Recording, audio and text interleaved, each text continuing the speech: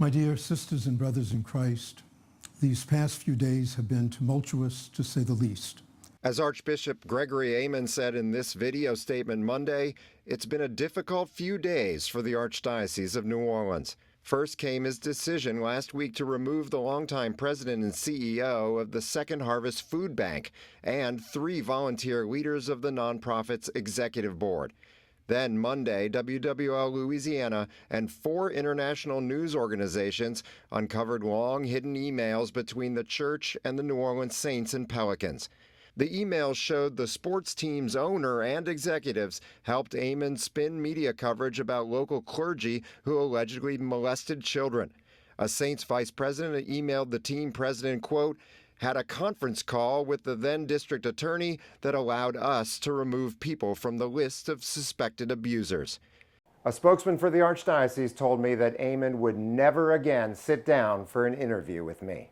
Aymond has only granted 1 TV interview about the emails to a news station that did not have the emails. And when the ousted food bank leaders said they'd been fired for refusing to pay the Archdiocese up to $16 million to help it settle the clergy abuse claims, the church didn't respond for days. There are many complex issues that have contributed to my reluctance to address these issues in a more timely manner. I take full responsibility for the confusion this delay has caused. Aymond posted this produced video statement about Second Harvest on Monday, contending the food bank leaders refused to sign an important agreement that would have protected Second Harvest and other church ministries from being sued, while the Archdiocese tries to negotiate an end to its costly 5-year-long bankruptcy.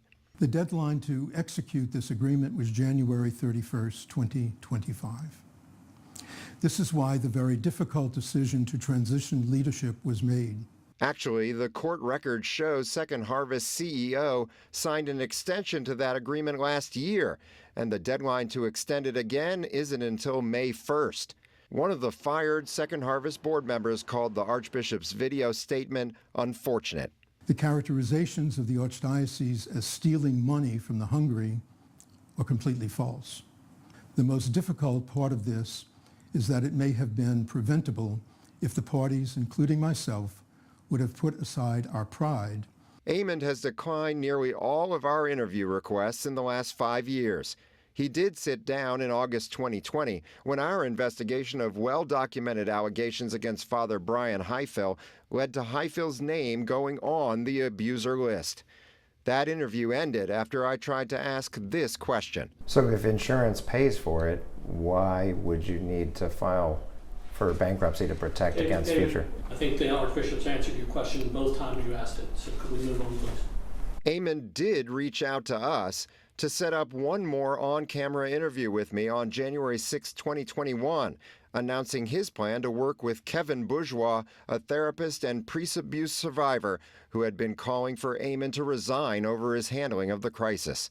We, together, could meet with a number of people in order to help them not just to have a settlement, but to be settled in spirit. And he's making a believer out of me that this will be positive. This is not a publicity stunt. This is not a one and done. Bourgeois was ostracized by fellow survivors for trying to work with Aymond, and now he regrets trusting him. It took me about a year to realize that I was being groomed again by Aymond, and it was to keep me quiet.